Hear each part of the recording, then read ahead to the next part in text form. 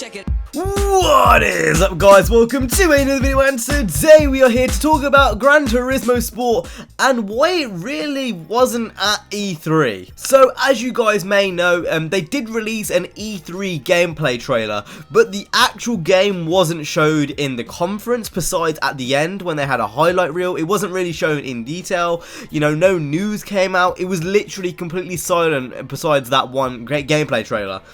And it's a bit odd, because you think that Gran Turismo Sport, when they're saying that it's on the same scale as a Gran Turismo 7, it's a bit odd for them not to advertise it at the biggest gaming event of the year. Now, there's various reasons why this could be the case. It could be the case because they showed everything at that event in London earlier on in the month.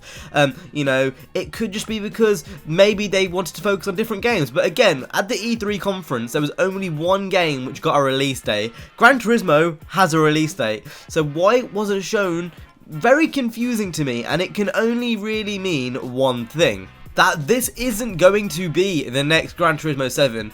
I called it right from the start. You know, they're saying it's going to be on the same scale, they're saying this, they're saying that, but in the end of the day, the car list alone tells you that this isn't going to be a quote-unquote full Gran Turismo game.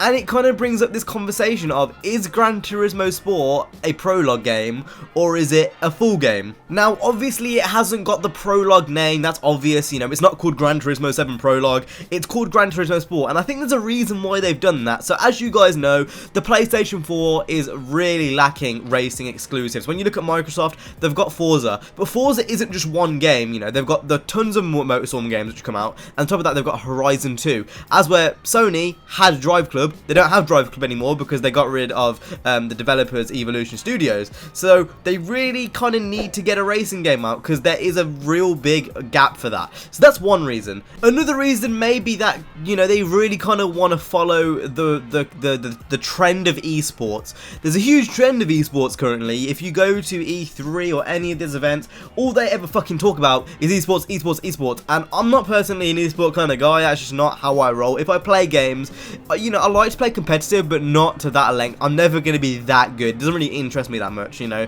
I'd rather watch people on YouTube having fun playing the game than watching people on Twitch, you know, get like $1 million for doing something. I mean, it's just not just me. That's just not how I roll. But, you know, currently esports is a huge trend, and obviously they're gonna want to go ahead and capitalize on that. And it kind of seems like this game, it's a prologue turned esports game. You know, it's something for the pros to play before Gran Turismo 7 comes out. You know, that's what it seems like to me. It seems to me as if they were making Gran Turismo 7 prologue, and they were thinking, you know what, esports is kind of huge. Gran Turismo is perfect for esports.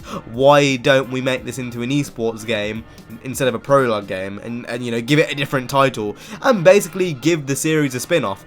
That's the kind of vibe I'm getting. I'm feeling like this was supposed to be a prologue, and then they changed their mind, and now it's, you know, the game we're gonna get before Gran Turismo 7, but they just gave it a different name. Now, realistically, this conversation of whether it's actually a proper Gran Turismo game could go on for ages, because in the end of the day, we just don't know.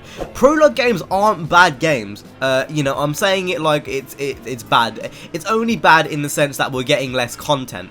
But you know, the games themselves are always usually quite similar to what the final game releases as, and they're always good games which I've played. You know, Gran Turismo 5 Prologue, I love that game. I played it like loads. I played it constantly when I first got my PS3, you know, and then obviously GT6 didn't have a prologue, so I guess that's kind of an exception, and maybe that's why they feel it's necessary to make a sport, because they kind of have stopped the prologue series in a sense. I don't know, you know, a lot of reasons can go towards it. What do you guys think? You know, let's get a discussion going. Pretty interesting, if you ask me.